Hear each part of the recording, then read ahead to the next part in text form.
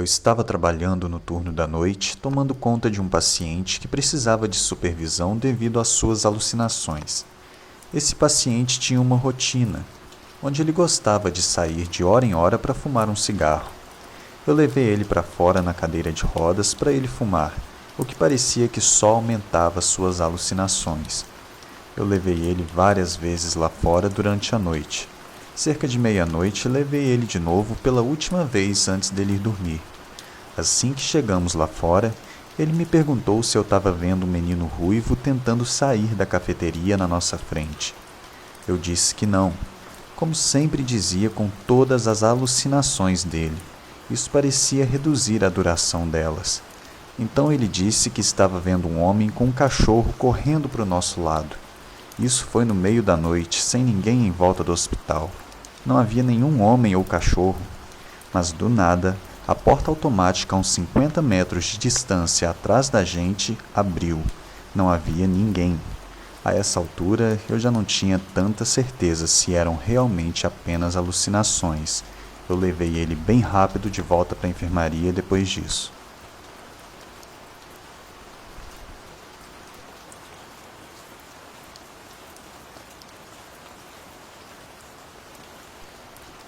Eu trabalhei como motorista em um hospital alguns anos atrás. O lugar de carga e descarga era no subsolo, onde fica a lavanderia e os suprimentos são guardados. Depois desse incidente, eu passei a odiar trabalhar tarde da noite. Nessa noite específica, eu era o único no estoque, quando escutei um assovio no final do corredor, perto do elevador. Eu estendi minha cabeça para fora da porta para olhar o corredor, esperando ver o meu único colega de trabalho em serviço aquela noite, mas não havia ninguém lá. Eu deixei para lá porque não me assusto fácil. As noites são longas, comi um lanche e fiquei na cantina um pouco. O que eu sei é que logo escutei uma batida. Fui para o corredor e vi uma cama correndo sozinha, batendo nas paredes. Nessa hora eu começo a pensar que meu colega de trabalho está tentando me zoar. Eu chamo ele pelo rádio de comunicação e ele diz que está na cafeteria no andar de cima. Eu ainda não acredito nele e acho que vou pegar ele no pulo.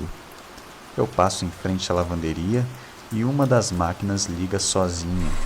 Eu inclinei a cabeça para dentro da porta da lavanderia, esperando encontrar meu amigo, mas a lavanderia estava completamente vazia. Nessa hora, comecei a ficar um pouco nervoso. Entrei na lavanderia e a máquina desligou sozinha. Eu congelei e saí correndo em direção ao elevador, quando escutei aquele assovio de novo. A essa altura, eu já sabia que eu era o único naquele andar. Enquanto eu esperava o elevador, coisas começaram a cair da prateleira do outro lado do corredor. Caixas de luvas, guardanapos, pacotes de tubos. Eu fiquei parado lá olhando as coisas caírem, uma por uma. Me arrepiei inteiro e senti uma forte sensação de estar sendo observado. Definitivamente eu não estava sozinho. Assim que entro no elevador, sinto como se alguém tivesse esbarrado no meu braço. Cheguei no andar de cima e vi meu amigo na cafeteria. Eu estava morrendo de medo. Eu saí daquele hospital o mais rápido possível e pedi transferência logo depois disso. O mais assustador disso tudo é que geralmente eu fico assoviando sozinho durante o trabalho. Era como se o espírito estivesse me imitando. Foi a experiência mais assustadora que eu já tive.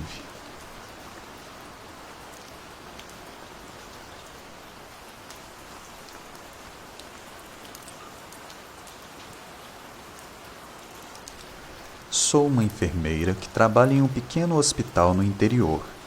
Trabalho com isso há 4 anos e um dos maiores problemas que nós já tivemos nesse meio tempo que trabalho aqui é o grande número de dependentes químicos e pessoas com problemas mentais. Não moro em uma cidade muito pequena, mas também não chega a ser cidade grande. É uma área rural que tem evoluído bastante nos últimos anos. Devido ao tamanho da minha cidade, nós lidamos com muitos casos de pacientes viciados e que, consequentemente, desenvolvem problemas mentais. A maioria dos casos que nós vemos são causados por metanfetamina. Uma recomendação importante é que, pelo amor de Deus, a si próprio e aos seus familiares, nunca usem metanfetamina, independente da circunstância.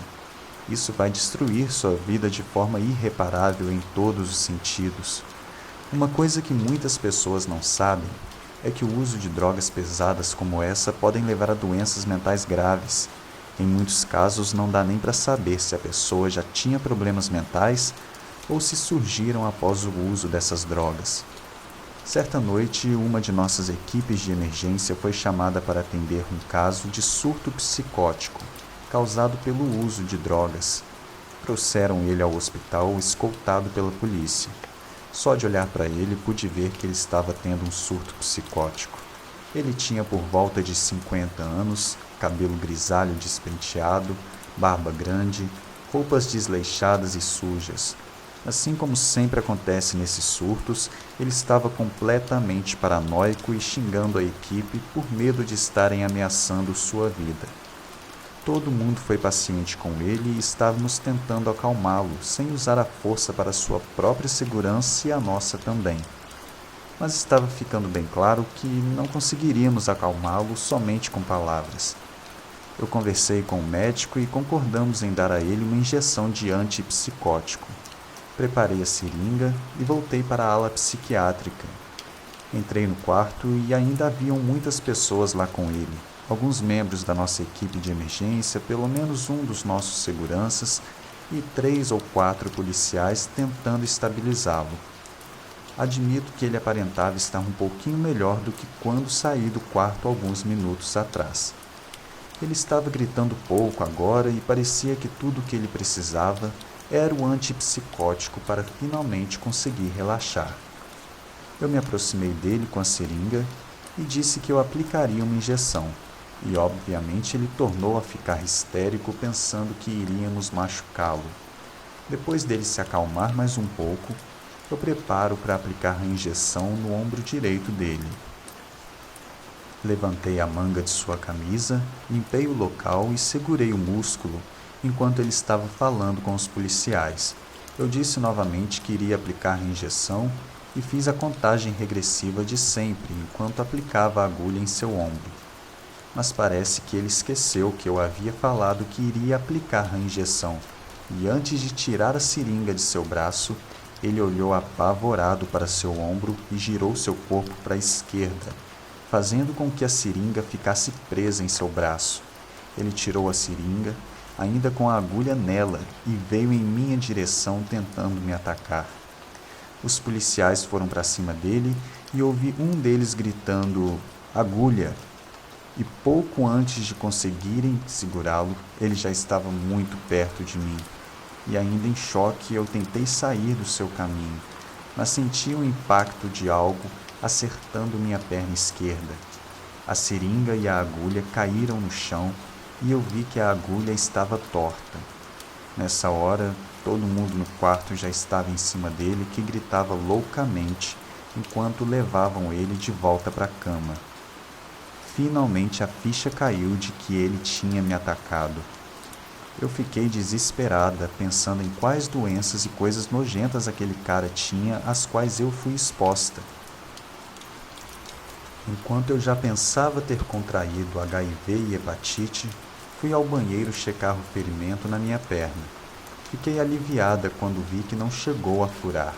A única explicação que eu consigo pensar é que de alguma forma a agulha acertou a caixinha de chiclete que eu tinha no meu bolso esquerdo.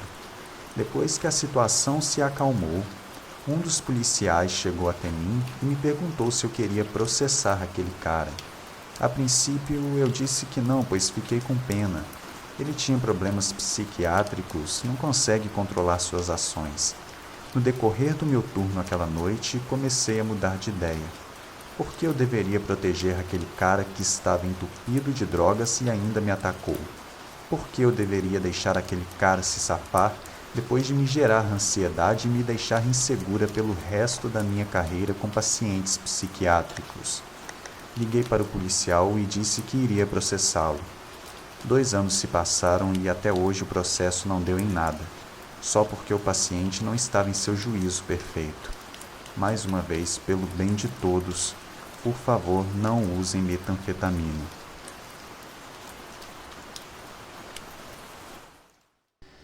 E você, já teve alguma experiência parecida ou passou por algum acontecimento que não teve explicação? Mande pra gente seu relato pelo e-mail que está na descrição do vídeo. Até a próxima!